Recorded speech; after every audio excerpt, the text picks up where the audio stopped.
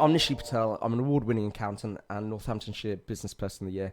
And on this podcast, I'll be talking to successful business owners to learn about how they achieved their dream and the adversity they had to overcome along the way. This podcast is essential listening if you're running a business and need the motivation to scale it. You'll learn about what drives them forward when most people give up, how they made it through their darkest days, and the advice they would give to someone following in their footsteps.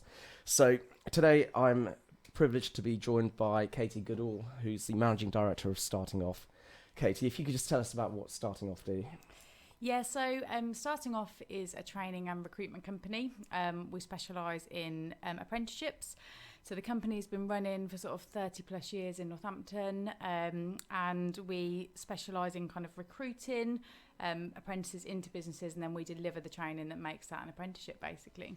Okay, absolutely amazing. So you're like a one-stop shop for recruiting young people, I guess. Yeah, essentially. Yeah. So we do lots of work in local schools and with education centres to sort of spread the word about apprenticeships, and then once we've kind of got those candidates to come in and meet with us, we'll work with local businesses to be able to place those in the jobs, and then we train as well. So very much kind of office-based business qualifications is what we specialise in, so sort of accountancy through to admin, customer service, team leader, IT, marketing. Yeah. But yeah, it's been a really sort of successful business over the years that I've been involved with, and then been lucky enough to sort of take over in the last couple, really. Okay, absolutely amazing. I've got a lot of questions around that anyway, Yeah, but what I'd really like to do is just start from the beginning. So yeah. How did you get into work, and how did you get to Starting Off, really? Yeah, so I'm from Northampton originally, born and bred. My granddad used to play for the Cobblers, Right. so I'm a real Northampton girl. My dad worked at Carlsberg for years, Mum worked at several schools and hospitals, so I'd say probably quite a hard working but working class background. Sort of progressed through the different schools in Northampton, went to the boys' school for my sixth form, and then after taking a couple of gap years, ended up at university in Birmingham. Oh, excellent. Okay. So yeah, I studied social and economic history at that point, but I'd also worked in like the mental health sector a little bit as well, but I had a real interest in sort of the economy and that side of it, which is why I did the economic history. So when I finished university, I was actually at the University of Northampton doing some work on my dissertation, and there was a careers fair going on in one of the halls there, and I just sort of popped my head in, and there was a lady that used to run the graduate division of Starting Off called the First Degree there. So I was sort of having a chat with her, and she said, "Oh, let's take your details and you can come and register with us when you finish your degree." So I did that and sort of thought nothing of it, and then a couple of weeks later had a call from her. She said, "Come in and meet with us." So I went to register with the First Degree, hoping that they would be able to get me a graduate job. But during the registration, we were sort of talking about how I was really interested in business, but I was also passionate about helping people. And she was like, "Look, we've actually got a role for a trainee recruiter here. Would you be interested in that?" So I thought, oh yeah, well, do that. I didn't have any ambition to sort of stay in Northampton, if I'm honest, because I've been away to Birmingham. But after chatting, she said, "Come in," and I thought I'll do this for a couple of years, and and 15 years later, I'm still sort of with the business. But yeah, I started as a trainee recruiter, and then sort of slowly sort of worked my way up really from trainee recruiter to head of recruitment to then operations manager, and then the management buyout, so to managing director. So it's been a real journey for me from start to finish. But yeah, sort of never really felt the need to be looking elsewhere, if I'm honest. Yeah, I mean, that's amazing, because I think I saw a stat, and it was your average member of staff stays in a business for about 2 years. Yeah. Or is it a member of staff stays in business for 2 years on average? And then right. But then someone told me something a bit more depressing about sales, which is like you're on average a salesperson stays in business for 1 year. Right. So yeah, I guess like it's always. I was interviewing someone yesterday, and she had quite a similar. Well, sorry, when this goes out, it won't be yesterday, but yeah. She had a similar journey into business, and she got her first graduate job, and then she stayed for like 14 years. Yeah. How long's Starting Off been established? Like now? So then? in 1989 it was originally established. Wow, okay. a good 30 plus years. That was like the year I moved to this country. Yeah. Yeah. So I was not very old. Yeah, but so I think I was really lucky when I was given the opportunity to take over the business, because I'd worked in it for a long time, but it's a really well established brand already in Northamptonshire and got a great reputation. And I think that's always good, because when you're starting a business yourself from scratch, which we didn't do in this case, but that's probably one of the biggest challenges I would imagine, is like getting that brand name out there and building it, whereas we were quite lucky in that it was already there. But I guess our mission, I know we'll talk about next steps, is kind of we want that to be replicated in other places now, so other people know, starting off like they do in Northampton, really. Yeah, absolutely. Like, because we've got, I mean, you've been recruiting for us for like, I think that's 6 or 7 years now. Yeah. And then we got clients, but they're kind of spread out. And I'm like, oh, you just go starting off. And I'm like, oh, actually, you're not in Northampton. Yeah. But I know you go as far as Kettering and like. Yeah. So now, I mean, with that's probably one good thing for us that came out of COVID, was that we completely went from being a training provider where all our students came in every week and all our staff were in every day to everything was remote. And we actually saw for some companies it worked a lot better, because it offered a lot more flexibility. A lot of students, that were having to come far to our training centres for half a day once a week, actually could do it remotely. So that model, we have carried on being able to offer that as well, which means that now we can recruit for companies that are outside of Northampton. So we've got some clients in London, we've got some clients in Newcastle, where we've been able to either just deliver the training for them or do the recruitment and the training. So, whilst a lot of those places do have their own apprenticeship kind of hubs, actually they're not always, they're sometimes national anyway. So, we're trying to just put our local feel into those national sort of places, and when a lot of the time it's clients that we've got established in Northampton that might have a branch in Birmingham that we're using to that's really good, which is working really well for us at the minute. So it's a slow process, and we didn't want to do it all overnight and be like, we're going to go from being this size to being huge, because I think you've got to do it slowly. But for us, it does seem to be working. Yeah, I mean, I really believe in a concept called leveraged advisory. So it's about helping lots of people at the same time. Yeah. And I guess training is the ultimate leveraged advisory, because for you, maybe it doesn't really make too much of a difference to your costs whether you got 10 people in that room or 5 people. Although I know at some point you've got to get more tutors. And So that's so actually the potential is huge, especially if you go further than Northampton. No, definitely. So I guess like from 89, what's changed in the industry? Like, I mean, well, that's or what actually, a better question might be, what would you say has changed in your industry in the last 5 years, for example, apart from the remote remote stuff? But I mean, I think since I started working at Starting Off in 2008. And I think what I've really seen over that time, but probably in the last 5 years, is just the awareness around apprenticeships has just become so much more. I think with university fees becoming so much higher, and with people wanting to get into work earlier, sometimes the kind of focus on them from the government in terms of their campaigns and the funding available. It just seems to be so much more of a buzzword now, apprenticeships, than it ever was. I think it was seen as something that people did when they hadn't achieved academically, or something that people could do if they wanted to be a plumber, but actually it's quite business related now as well. So I think for me it's more just the awareness that we've got young people that got fantastic A levels that could go to any university, but actually are saying, actually I want to do an apprenticeship instead, because I want to be an accountant in 5 years time. I don't want to have loads of debt, so I think that's really positive. I've known some people who went to university and did like accounting degrees, and they come out and they get all these exemptions from their qualification because they've already done a lot of it at university, but they don't get all the exemptions, so they've still got to do some. And then they qualify, like in terms of they finish the exams, but they can't properly qualify until they've still got that 3 years of experience. So it's kind of I don't see the benefit anymore. Like when I went to university, it was pretty much free, or tuition fees were like £1,000 a year. Whereas now it's that's a nest egg that could get you your first home. So maybe. And I think when we've been recruiting apprentices, we've always been careful not to hire the people who couldn't go to university. We wanted to make sure we were hiring people that didn't want to go to university, but could if they wanted. Because it's you've got to be motivated to be 16, 17, 18, and be doing a full-time job as well as a qualification. You've almost got to be more motivated than someone wants to go to university, because you're working and learning. You've got to juggle all those kind of balls.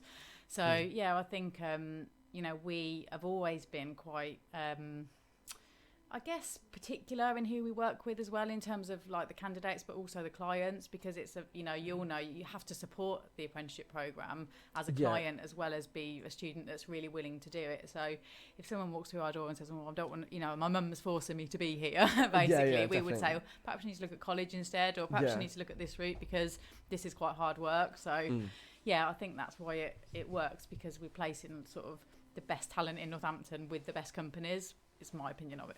But well, no, it's not nice to be considered one of the best companies, but no, it's really good. And I think one of the things I was like really surprised about apprenticeships actually was how like high up it goes in terms of levels.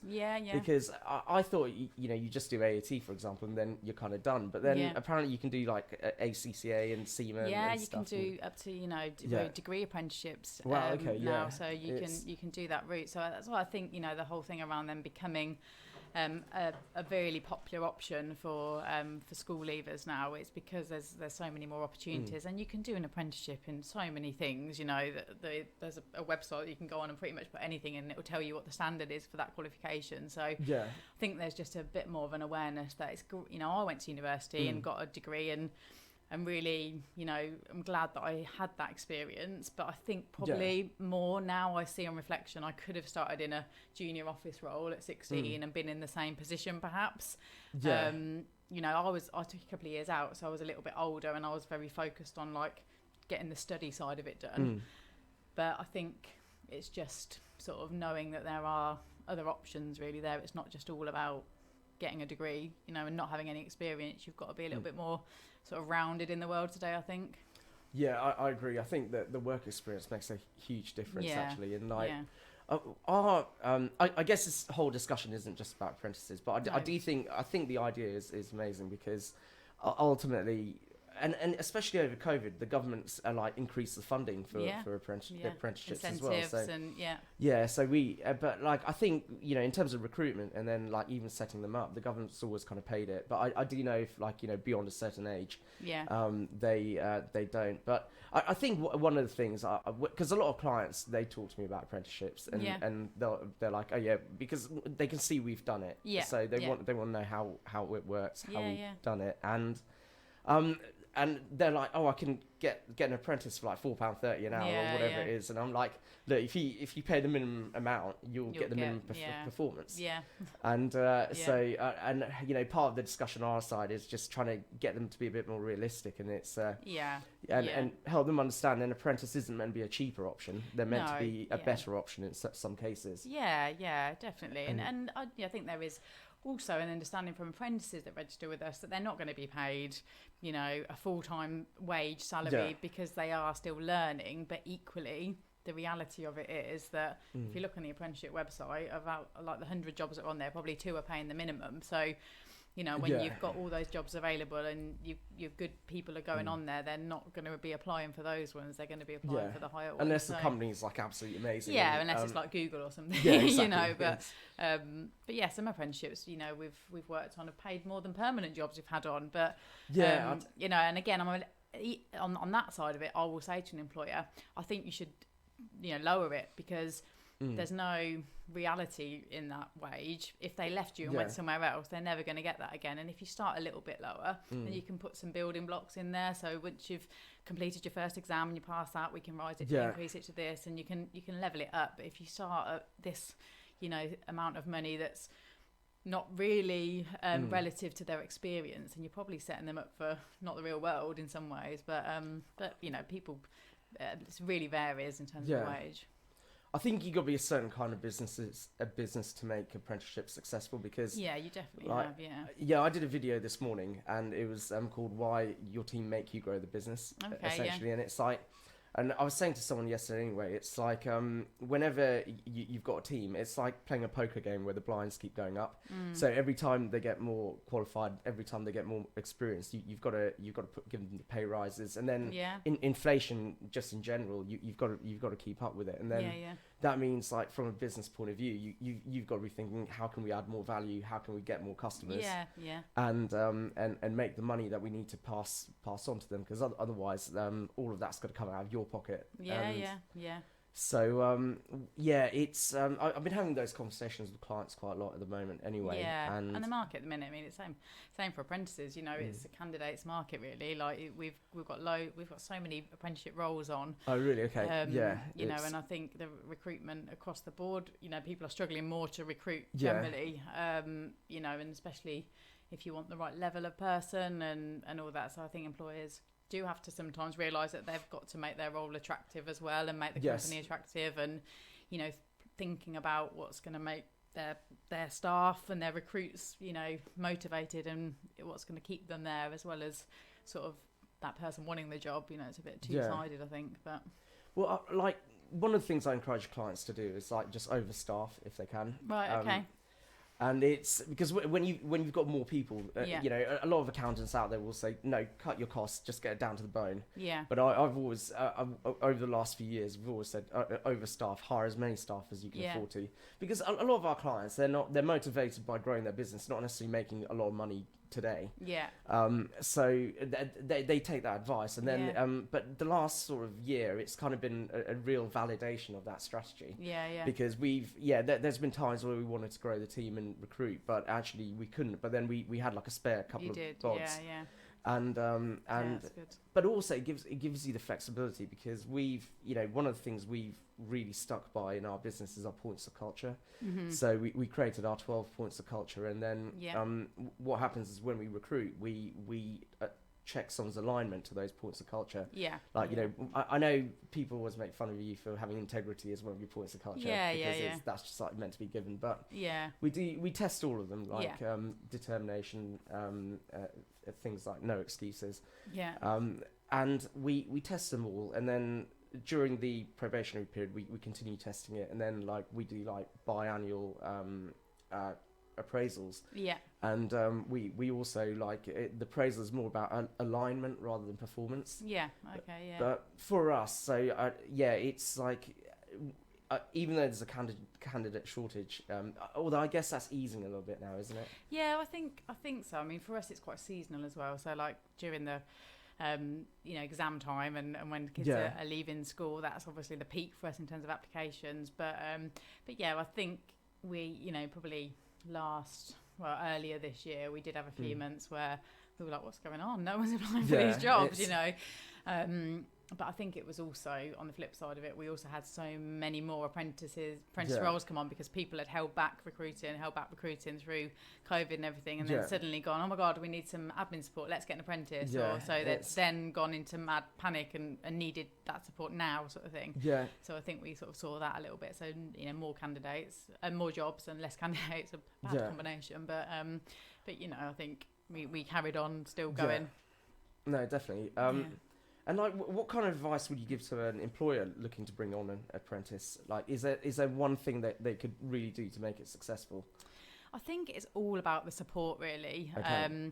So we, as a training provider, you know, offer a lot of support to the apprentice and the employer. But I think sometimes when people are taking on an apprentice, they think that we are going to train them. Yeah. And we are the role of the apprenticeship provider is really coaching and mentoring them through their qualification. We're not going to teach them how to do their job.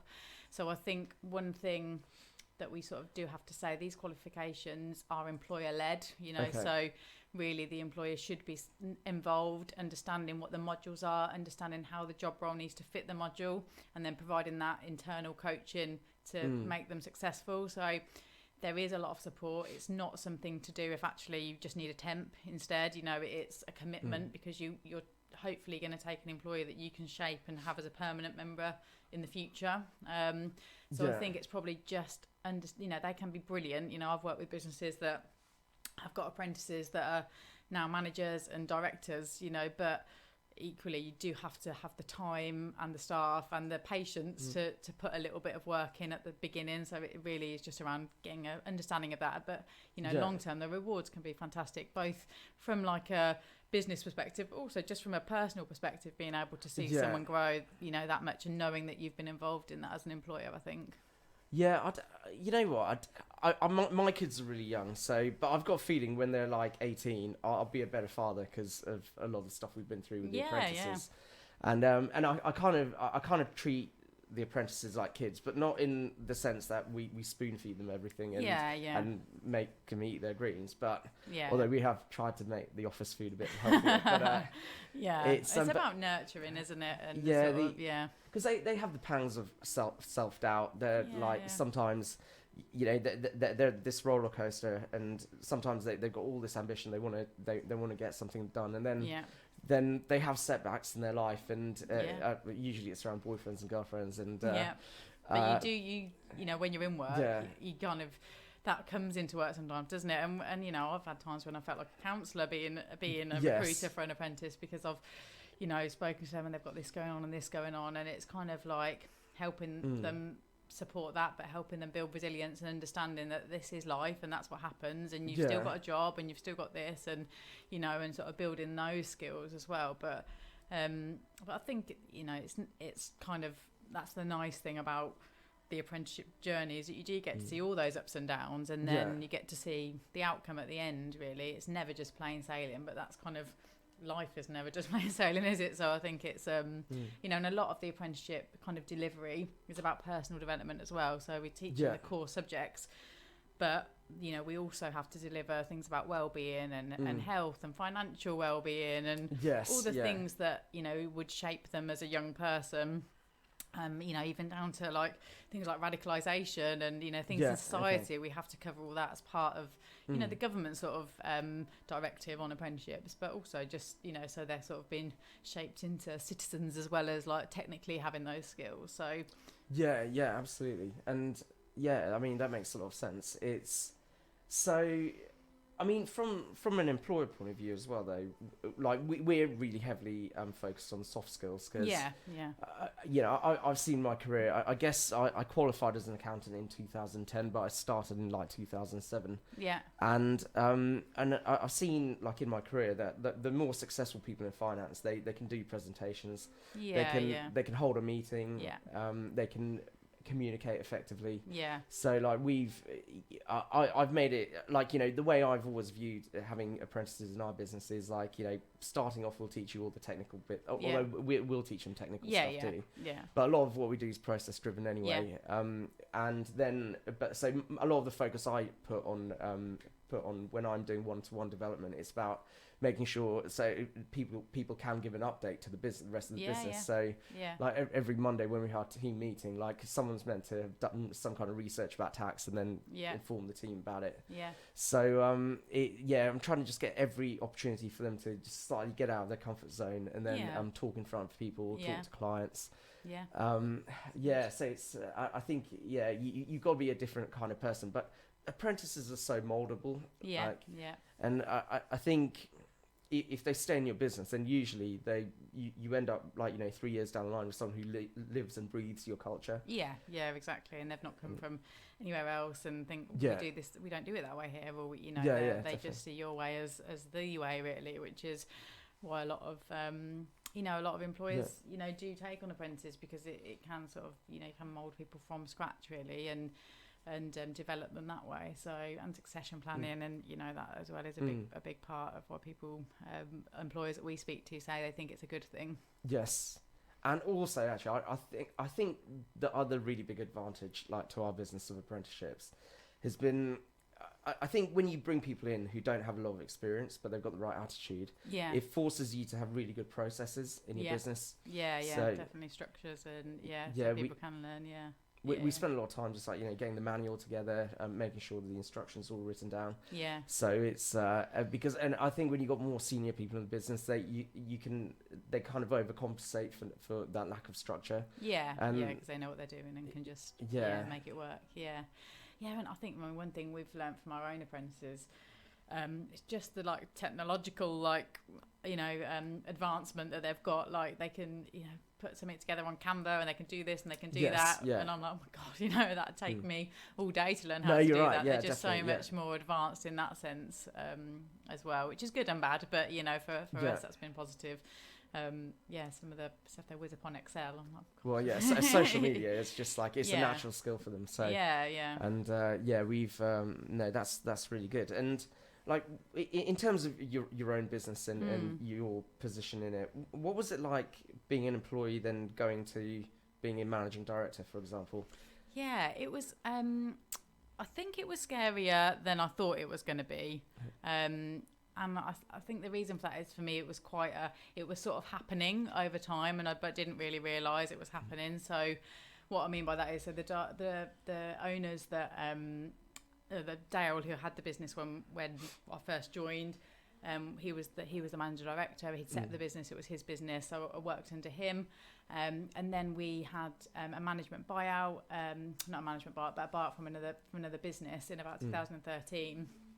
And we had some really supportive and great directors, but that also had other businesses. Was that ACS? Yeah, so ACS. So and then Dale stayed for a couple of years, but kind of slowly sort of stepped away. And then the sort of management team formed, which was 5 or 6 sort of managers in the business that have been there for a very long time. So sort of day to day, I guess a lot of the day-to-day decisions were coming through us kind of anyway. And then the directors would, if there was big things that we needed to talk to them about, or they'd always have obviously an awareness of what was going on. They're coming from management meetings, but sort of day to day we were sort of there. So when the opportunity then came for us to take over, I think a lot of the things we were doing, we just carried on doing, but had a bit more responsibility for. So I think for me, I thought it was going to be something completely different to what it was. Like people were still asking you if they can do this and if they can leave early and if they can, it was kind of all those questions still. But I think the main difference was just having, I'd never really had loads of involvement in the financial side or understanding. I'd started to get involved in strategy and setting sort of sales strategy, but in terms of sort of understanding how the funding worked and came in, and knowing about accounts and things, all those things were quite new to me. That it took me, I think that was the hardest thing in terms of the management of the people and the staff inside. That was kind of all quite easy or a natural flow, but it was more the technical stuff that I was a bit like, how am I going to get my head around this? But luckily, Jess was from a bit more of a financial background, she kind of was I'll deal with this. I'm like, payroll? Oh my God, I was terrified of pressing the button in case people didn't get paid. But, it was those sort of things that I think I was a bit more overwhelmed by than the actual sort of day-to-day stuff, because operations is kind of running a business. And I was operations manager before, or So did someone in the business step up and cover for you a bit more on the operations side when you started having to run it? Yeah, so we've got a new operations manager now, and then we had sort of some recruiters coming through, so I did the recruitment and operations as well, really. So we recruited more staff for recruitment. We took one of the other ladies in the business that was training manager is now operations manager. We just moved some people around, really, to sort of, because we're very much probably for the first year, I think me and Jess were trying to do our jobs that we were doing before we took over, and the director role. And someone must said, have been exhausting. Said to me, you can't work in the business and work on the business.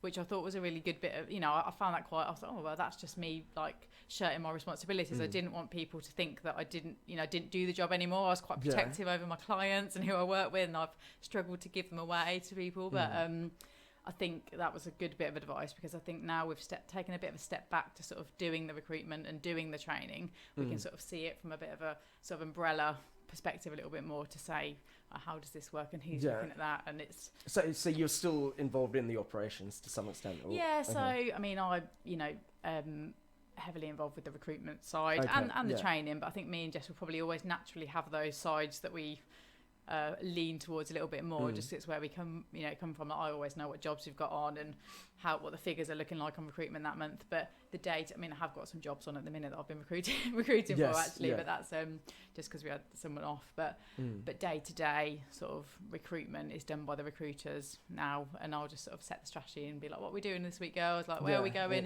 What jobs we got on? What's our figures going to be like? So probably more it's a bit like coaching, maybe. Yeah, I think so, yeah. And then I try, and then they don't let me take any jobs on. I'm like, can you please just let me have one job? They're like, no, go away. You're not going to do any recruitment, Katie. But I have got clients that I recruited for 15 years that will still email me, we're looking for an apprentice. And I really have to say, are you sure you don't want me to look after it? And Charlotte's like, no, it's mine, Katie, give it to me. Yeah.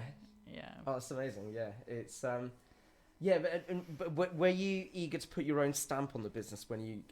Because I can imagine if you take over a really established business, the part of me would kind of feel, "Oh, I don't want to change anything in case I break it." Yeah, But then, like the other half of me would think, actually, you know what? I want to nishify this. Yeah, I think we did, but we knew that it wasn't broken, so we didn't want to be like, oh, let's do something completely different. We're starting off. We changed the logo in the first sort of year, which was quite a big thing for us to do. I think 'cause it had always been like a red tablet for a really long time. Yeah.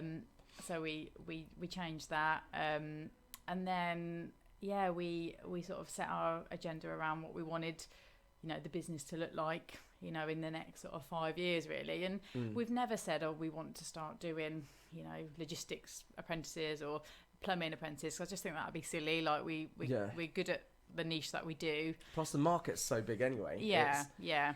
So I think we have wanted to put our own stamp on it. But I think we've also been really respectful and aware of the brand and what people know us for, and not wanted to, suddenly do something completely crazy and and change it massively. Like what you're kind of touching on a really important concept that I talk to people about, and it's because I come across a lot of business owners and they're so eager to open up into different areas and industries and markets. And like one of the things that I do with clients sometimes, so we use a service called Selector Base, and you can actually just go in, put some criteria in terms of the type of business, and it will just show you how many of those businesses are in the country. And it's really good because, like, we've got clients sometimes who are like, I want to just move into this sector, and you ask them the question, hey, why do you want to move into that sector? And they'll say something like, because we want to get more sales, we want to grow our sales. And then you do the count on Selector Base, and it's like, oh, there's like 10,000 businesses of the type that you're currently working with in the UK. Did you know you only need like 1% of them? And then it kind of refocuses. I've always been like, pretty much every really successful business owner I've come across or talk to, they always niche. They're like really, really specific about what they do. And I think even in terms of the resale value of business, like a really specific niched business is really, really way more valuable than a business that generalizes and everything. So it's good that you've got that focus, definitely. Yeah, I think it would be silly to start, plucking things out of thin air that we've not got the skills or expertise to do. I mean, one thing we have looked at and we've started to do a little bit is sort of use the skills and the niche that we have got and expand on that. So we do the apprenticeship recruitment, but what we've also set up recently is a permanent recruitment division. Yes, so, I saw the email come through actually. So that's still doing office space, still doing the same roles, but like next level. So if we've got an apprentice who's come back to us that for whatever reason hasn't got a permanent role in that company or didn't want to stay with that company, they'll come back and re-register with us, and we can almost then sort of take them out again and say, right, what client have we got that we know would love this person, but they want a year's experience. So but again, still in like your marketing and accounts, but just that accounts assistant rather than accounts apprentice role. And then we've also looked at, the training qualifications we do.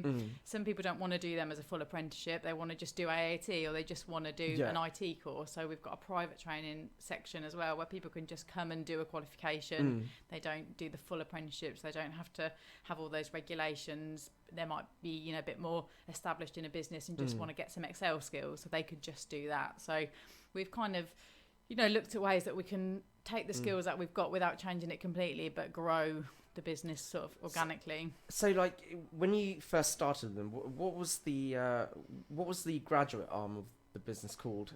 It was called The First Degree. The First Degree. Yeah. And what happened with that? Did that get sold off as a separate business? No, so basically the lady that ran that, she didn't own it. She ran it within starting off, but she left and set up her own graduate recruitment company, right, okay, which was really clever, really, because she was just doing that. And I think probably got to the point where she thought, oh, I'm doing this for someone else. I could do this on my own. And, she's probably one of the people that when I took over the business, she left me a really nice message along with the director and sort of said, I know when I first met you that you'd go on to do great things, and she was probably the first person that gave me an opportunity as a graduate to sort of come in, and the director Dale as well. So that was nice, and she's still running Northampton, and see her at events and things. So oh, amazing. Okay, yeah. And it's almost like you're kind of going back to those roots now, though, because with the sort of graduate. Yeah. Because Yeah. actually, when someone finishes their apprenticeship, are they a graduate at that point, or are they? I mean, I guess they're not like a graduate as in a degree graduate, No, but they okay. graduate from their apprenticeship. So I guess they're probably just got more experience. They're trained, than I guess. in work than just a graduate would do. But yeah, I think they just become sort of a starting off graduate and then register with us. And yeah, if we've got a role that we can help them with, we will then, you know, speak to a client about them and put them forward for that. And that's worked quite well so far. So yeah. How many? So like starting off is quite large now, isn't it? Or have you got about 20 people? We've got about 20 staff that work for us. So yeah, we're relatively. I guess it's still, you know, small to sort of medium size, but it's but yeah, I think it works for the, you know, the amount of students that we've got, and obviously the more students we get, you know, moving forward, we'll grow that team as well. But I don't think I've ever said it to Charlotte before, but I always find your business quite inspiring, like the way it's structured. Okay. Like because I know you've got your departments, and then because you've got Charlotte who does a lot of the recruitment now, and she's really taking ownership of that role. And it's like, and when I work with her, I'm like, and it kind of maybe gives me a bit of an insight into the way you run the business in terms of the freedom she's got to actually execute her role and build her team. And it's something I've, like, you know, we've always done really well with accounting people. But one of my challenges has always been to, like, you know, build up the sales side, build up the marketing side. And you know, I'm hoping, well, no, I will, by the end of the coming year, we'll have a sales team in place essentially, and then I want to just step away from the selling. Because I'd rather focus on existing clients than getting new clients. You can add so much more value. We've got programs in the business that I can develop if I just had more time. So that's what I really want to be doing. And I've got, that's like my goal for the next year. Just get the marketing sorted, get the sales sorted. And but your business is a bit more mature now, so I guess you've already done that. Do you have a marketing team? So we've got the lady that looks after the digital marketing students, also does our internal marketing as well. Right, so yeah, she's brilliant, Sarah. So that's something that I'm quite involved with as well. So we meet every week and talk about like what our plans are for this week and what we're going to, you know, put forward and things. So we did used to use an external marketing company, but when we took Sarah on, she'd actually got quite a lot of the skills that we needed, sort of thing. So we thought, actually, I don't think we need loads of stuff going out, you know. We just wanted to develop a sort of brand image, and but we've, funnily enough, today we were talking about TikTok, and because we're not on TikTok, but no, like I'm a bit scared of it. But the girls have got, you know, some of the recruiters are a little bit younger now, and they're like, oh, maybe we should do a TikTok. Yeah, apparently like 70-year-olds on TikTok. But really, I was talking to a client last week because we had a quarterly planning day, and she was like, she's kind of my age, or maybe slightly older. And she just showed me a video, and it was of her getting ready to go out, like just for a walk. So it's just her putting a coat on, a hat on, and gloves on. And she was like, "Hey, there's 1,000 views on this." Crazy, and it was literally her getting ready for a walk. And it scares me. Like, it just shouts at me on my phone. I've just about mastered Facebook. That's as much as I can do. But I can share a post, and that's pretty much it.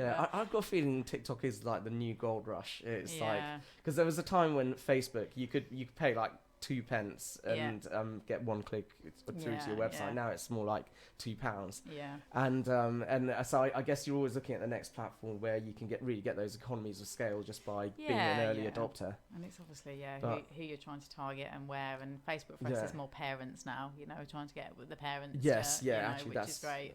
But I think TikTok for those that we actually, you know, are looking for jobs, and it's where we need to be really, because it used to be Instagram, but that seems to be like a bit of a you know, older parent generation moving into now, whereas TikTok seems to be the one. But I think it's hard to get that like balance of putting something out there that's funny but also still quite professional, but like has the right tone.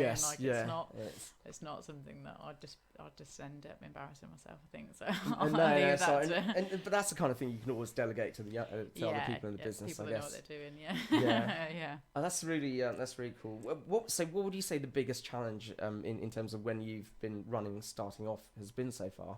I think, well, we took over in November 2020, so it was sort of like we were just going into another lockdown, so that was obviously quite a challenge. I think removing everything from completely face-to-face to remote was Yeah. quite a challenge, because we really wanted to change the way the delivery happened, but also make it the best it could be. So we had to invest in quite a lot of new resources and on online training, and we couldn't just pick it up and move it over. It had to be completely redeveloped really.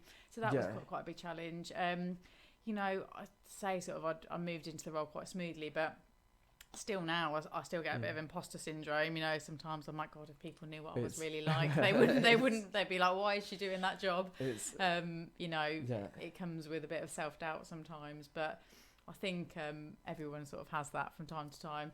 But yeah, I think it's probably just the world and the challenges that's thrown up. Sometimes it feels a bit relentless. It's like we get over one thing and then there's something else and then there's something else. But again, I suppose it'd be easy to go, oh God, why is this happening now? But I guess why not really? Sometimes that is life, isn't it? Things happen and you just kind of do the best you can and support your team around you and move forward. And I think that's sort of what we've done really. And we had a staff member that had been with us a really long time pass away soon after we took over, so that was really tough, just kind of dealing with that, but also kind of supporting the staff through that. So just things like that come up that I think sometimes knock you back a bit. And I think the difference is when you are the face of that business or running that business, you've got to get up for your staff and try and build that positivity and resilience, even when you don't feel like it yourself almost, But I guess like the idea of leadership's always in the back of your mind. It's like it's the number of days where I just want to have a lie in, and but then the other side is I've got kids to drop to school, so I can't. But it's almost like when I started my business, I was like, hey, I've got so much freedom. I'd be working from home, eating whatever I want, taking breaks to watch TV if I wanted. And then gradually, when you start moving to an office and you start building that team, you then have to start acting like an employee all over again. Just so they act like employees. But have there been any times where you've felt like giving up? No, never. I've never regretted doing it, and I've never questioned doing it.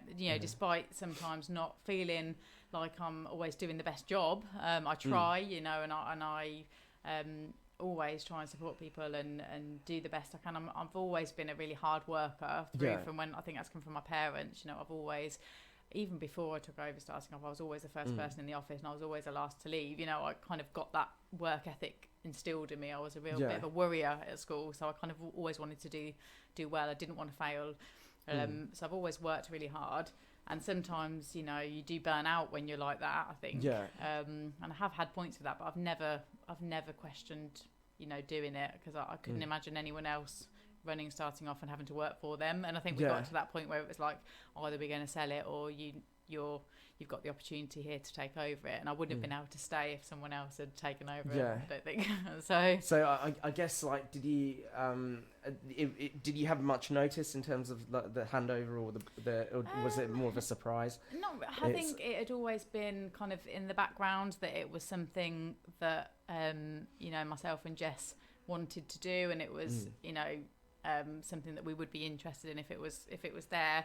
We didn't think it'd happen when it happened. I thought it would perhaps be after COVID, but but I think that it starts, and it's not just overnight. It was a process that probably took sort of 6 months to a year in reality, with all all the things you go through, the paperwork and all that sort of stuff. But I thought it would happen at some point, but I didn't think perhaps then it would. But, So I know we've kind of already covered it in some of the other questions, but what would you say is the one thing that really drives you to grow the business and keep it going? I think it's just really being passionate about what we do, to be honest. It works. It's a great way for young people to build a career, and I think I see that live every day, and I speak to employers every day who say how brilliant their apprentices are and how they're growing their business, and we speak to parents and young people who have gone on that journey and sort of come out well-rounded individuals. And I just think it's important, and it's valuable and for both sides. So I think it's just believing in what we do. Obviously the staff as well everyone that's starting off is very passionate about apprenticeships, so you really get that feel when we had our Ofsted in October last year, they said, like, you really feel that everyone here, you know, has got a lot of integrity. They love what they do. They're passionate about apprenticeships. They're really supportive. And I think we feel that, and that kind of gets you up in the morning because you want everyone to sort of get on board with that. So, yeah. That's really good. How did you do in the Ofsted report? We got a good. So, yeah, that was good for us. It was a short inspection because we'd had a good last time, so we wouldn't have been able to go up, but unless they'd done a long inspection. But we could have gone down essentially. So no, it was good. They said some of the areas that we were kind of delivering in, you know, next time we could be aiming for outstanding. So amazing. So we were really pleased, considering as well we'd taken over in the last year and the whole business model had completely changed and delivery had changed. You know, it was quite a different one for us. So yeah, some of the comments were really nice, and I think they only had like 2 areas for development, which it was really positive. So yeah, we were chuffed. So that's amazing. Yeah. And what advice would you give to a young person considering their next steps? I think make sure you do your research. Like there are loads of options, you know, around. When I was at sixth form, I basically was like sat down and said, what university are you going to go to? It wasn't a case of what else are you going to do. So I think make sure you're aware that there are apprenticeships, there are universities, there's college courses, you know, there's a whole list of things you can do now. It isn't just one route. And I think just take some time to have a think about what you're good at, what you like, and then try and tie that in with an apprenticeship, because you know, we do have people that come in are very specific, they want to be an accountant, but there are other people that are not really sure on what they want to do, and you know, that's fine when you're 16, 17, 18, 19, sometimes older, you know, but I think really taking some time to consider that, and perhaps getting some work experience, voluntary work in industries that you think you might be interested in, rather than starting an apprenticeship or starting something just kind of because you picked it out of thin air. And not really knowing what it's about. I think trying to get some sort of work experience while you're at school is a good thing. And I guess you could flip that around and say, you know, employers have a responsibility to try and give people that work experience. Yeah, because that is really tough, you know, for schools.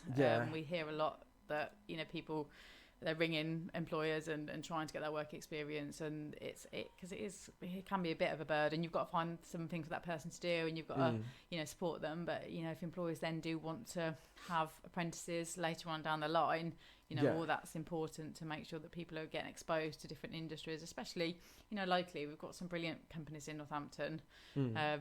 You know, I think it's really important that young people see what's out there, so they're not heading off to London or whatever. They are staying local and trying to sort of, you know, come into the local economy a little bit more. Yeah, it makes a lot of sense. And I mean, when I was at school, like it pretty much, I went to a grammar school, and 95% of the people went to university.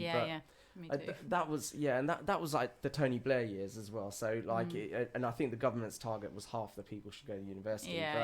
It is, I guess, like there's probably still some families with the mindset where you've got to go to university. But actually, like you know, there's probably there's so many other options. But I love apprenticeships. It's it works really well for us. But and I think we're just sort of coming to the end of the podcast. But if you could give someone who's thinking of buying or starting up a business or in the early years a bit of advice, what would that be? What would you have done differently, or maybe? What I've done differently? I think, well, probably one thing I would say for me was quite important was I did it with someone else that's always got my back, and I've always got her back. We work really well together. I think it is hard work, so don't go into it thinking, you know, I'm just going to be able to leave at like 4:00 every day because I'm the MD now. Probably stay humble, you know, try and remember that, you know, we've not got to the heights of a massive training provider as yet, but I think always try and remember that, you know, people are people still, and staff will have struggles, and clients sometimes, you know, you're talking to someone that might have had a bad day, and just try and always be supportive and stay humble to kind of where you started, really, I think. And kind of show up and, you know, try and just put the passion in for your career that you kind of, you know, want for the business, really. Okay, amazing. And a final question, really. What's in your future, like that 5-year plan you were talking about? Like, what does that entail? So obviously we've set up the permanent division, which is called SA Permanent Recruitment. So really sort of growing on that and developing, you know, more clients, that would come to us for permanent recruitment, and then SO private training as well. So the private training piece where we can sort of offer those individual courses to people, and obviously to grow apprenticeships outside of Northamptonshire as well. So Northampton will always be our base and our sort of our heart, but yes. I think the opportunity to sort of develop our level of apprenticeship sort of elsewhere, and help clients and candidates outside of the area would be a really sort of great thing for us to start doing a little bit more. So we've started it a little bit, but I think over the next 5 years we'd like to see that grow, and maybe have other training centres as we go as well. Okay, that's absolutely amazing. Well, Katie, thank you very much for joining us on the podcast. It's been amazing. Thank you again for listening, and don't forget to, if you've enjoyed listening to this, don't forget to subscribe and watch out for the next episode, which will be coming out in a few weeks.